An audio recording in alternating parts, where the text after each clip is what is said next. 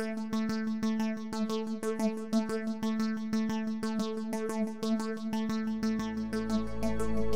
if you have an inkling of an idea, the advice that is better than any advice that you will get is make something, some part of it, some test of it, some prototype of it immediately, as quickly as you can, and start seeing how it works. And you may be saying, I can't use a computer, I have no access to virtual reality, but I have this vision for this interactive virtual reality experience. I'm gonna be like, great, if it's interactive virtual reality, it means on some level, it's just like interacting with reality. So like, go in your basement and build it out of cardboard and invite your friends over and sit behind the cardboard and pretend to be a computer and play the characters and give them that first blush of your experience, right? And they're gonna tell you stuff about what that was like.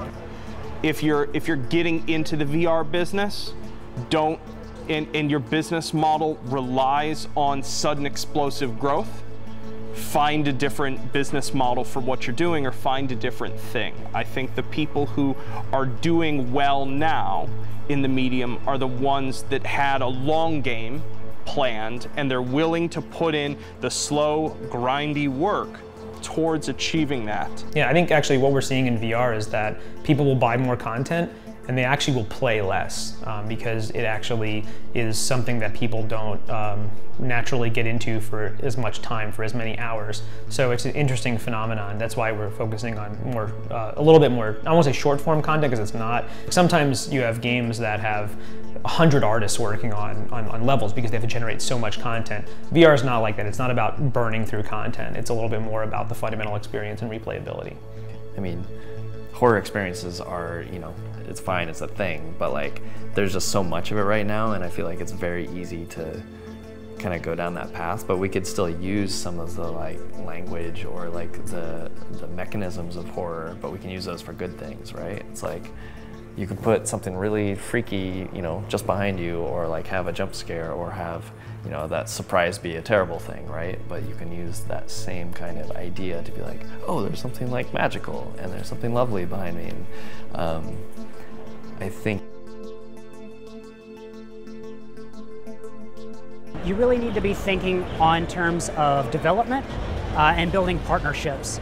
So what we're looking at is building strong partnerships with both Google as well as Sony currently.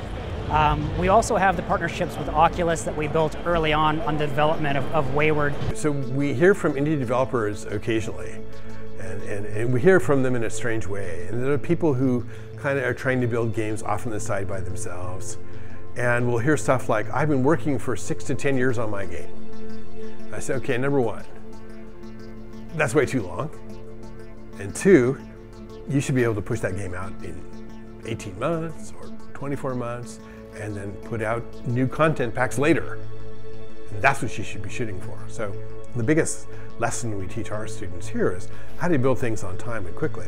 Like, it is asking a lot more of a person than a mobile game. It's asking them to like disassociate with their surroundings. And so that's both a new thing and like a challenge where it has to be pretty good content in order for someone to like take that risk, or not even risk, but just to take that effort. People are lazy.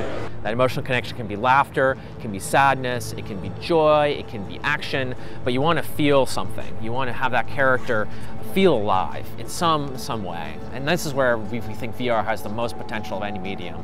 We have the chance to really make that emotional connection rich and natural. Whether it means you're doing something that creates an emotional attraction in you as the person, you know, doing it in VR, whether it means the emotional reactions that are triggered by your actions in the characters around you, whether it means the emotional connection you get with other people in a multiplayer experience, all of that is essential. And you know, designing good characters, designing stories, understanding our technology will help us all hit those goals to really build those emotional connections and emotional connections that resonate with the mainstream. You know, the first initial experience people will try in VR, a lot of times they'll be really impressed, so it's hard to tell if they actually like the project or not, because, you know, there's this sort of glimmer of newness on the experience, but that like goes away. So you need like sustained, strong content to keep that interest.